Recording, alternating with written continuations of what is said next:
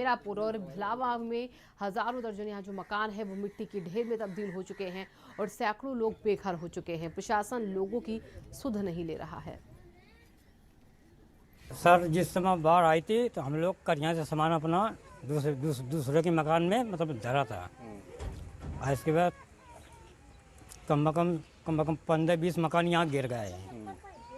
कुछ राहत का कुछ लोगों को मिला है राशन, कुछ लोगों को नहीं मिला है। नदिया जमुना से सब घर डूब गए, हमारे कुछ नहीं बचे, तन के कपड़ा भर बचे, अपन गोरू लेके हमीरपुर भाग गए, इनको नहीं आया है।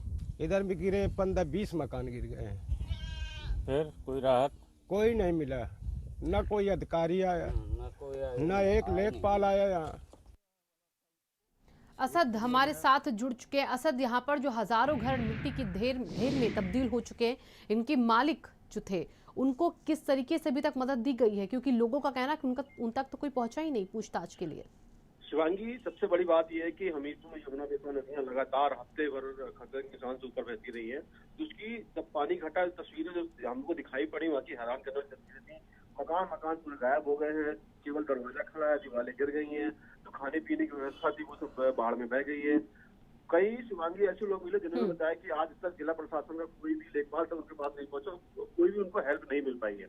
और कई लोग तो ऐसे मिले जो 2-3 दिन से भूखे थे। बड़ी हैरान करने वाली बात है, जिला प्रशासन के अभी तक इनके पास कोई भी उनकी हेल्प नहीं पहुंची। शिवांगी, बहुत बहुत शुक्रिया असद इन तमाम जानकारियों के लिए आपका। फिलहाल तो 2 से 3 दिन से यहाँ पर लगातार लोग भूखे हैं, उनकी मदद करने के लिए कोई आगे नहीं आ रहा। लखीमपुर खीरी के कई इलाकों में शारदा और घाघरा नदी का कटान तेजी के साथ हो रहा है।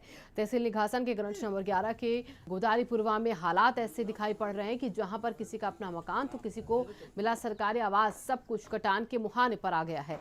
अब बड़ी संख्या में लोग सुरक्षित स्थानों पर जंगल की तरफ चल पड़े हैं, जहाँ पर जंगल विभाग उन्हें टिकने नहीं दे रहा। ऐसे में इन कटान पीड़ितों पर दोहरी मार पड़ रही है। परेशान हो गए हम लोग, खाने की परेशान हैं। यहाँ पर कोई सुनवाई नहीं आती, ना तो यहाँ कोई रास्ता है ना तो कोई निकास है। यहाँ पर जो बीमार पड़ जाए तो रात में ही आदमी खत्म हो जाएगा। हम लोग यही चाहते हैं कि हमको ऊपर कहीं जगह दी जाए कि हम लोग की परेशानी दूर हो।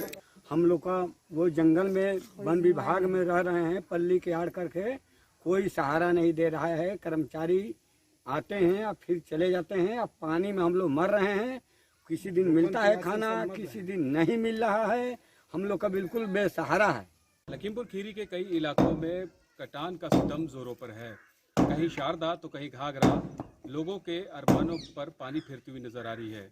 यही वजह है कि लोगों को अब अपने मकानों को खुद ही तोड़ना पड़ रहा है।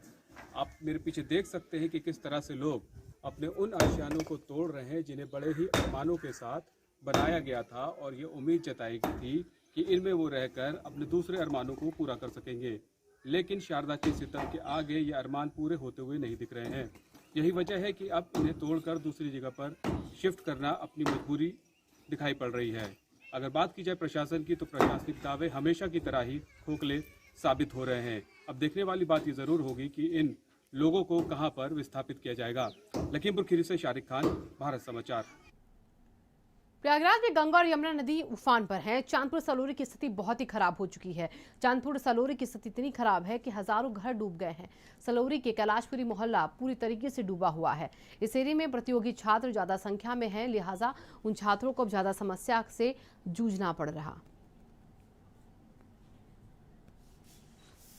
इतना पानी भरा हुआ था कि पूरा त्राहिमाम मचा हुआ था। गंदगी इतनी है और ना ही बदबू बहुत ज़्यादा है। और सरकारी कर्मचारी तो यहाँ दिखते ही नहीं है कि यहाँ पे दवाइयाँ छिड़क दें। न कोई मदद भी कोई नहीं मतलब मिला सरकार तौर से। मकान भी आपका धस गया? मकान हमारा धस गया है और रहने लायक तो अभी है नहीं। उसमें बहुत ज़्यादा समस्या हो रही है, तो मकान धस गया है और हम लोग ऊपर रह रहे कैसे भी। बारिश भी हो रही थी, बहुत पानी ना पीने का, कुछ बर्तन कहाँ धुले क्या कुछ भी, सब बीमारी और मच्छर इतने सारे आ रहे हैं यहाँ पे।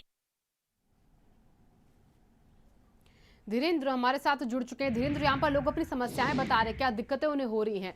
क्या कोई भी वहां पर पहुंचा इनकी मदद को?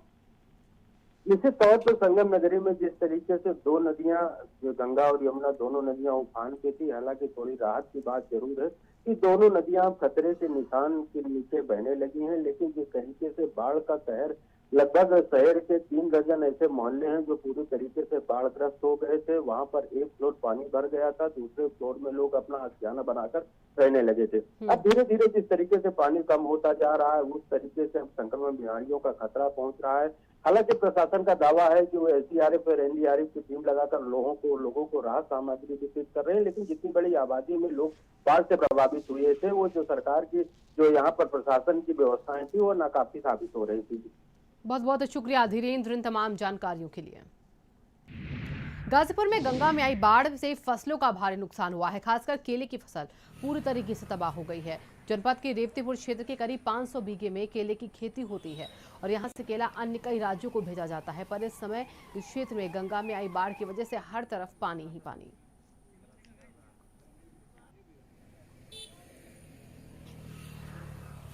गाजीपुर में इस समय गंगा ने तबाही मचाई हुई है। हम इस समय रेवतीपुर क्षेत्र में खड़े हैं, जहां के करीब 500 बीघे में केले की खेती होती है और केले की खेती को इस बाढ़ ने तबाह कर दिया है। आप मेरे पीछे देख सकते हैं, काफ़ी दूर पर खेत है। खेत से पानी में घुस के केले की फसल तोड़ के लोग ला रहे हैं।